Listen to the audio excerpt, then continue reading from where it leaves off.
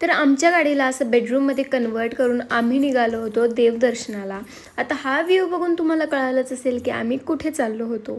गाडीत बसल्या बसल्या लगेचच यांनी खायला सुरुवात केली आणि बोगदा बघितला ना की लहानपणीची आठवण येते.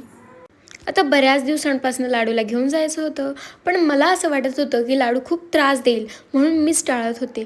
पण फॉर माय सरप्राईज लाडूने अजिबात त्रास दिला नाही. त्रास तर काय, तो दिवसभर माझ्याकडे आलासुद्धा नाही.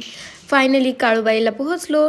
छान बांगड्या भरल्या, दर्शन झालं आणि माझी मुलं जिकडे जागा मिळेल तिकडे खेळायला सुरुवात करतात.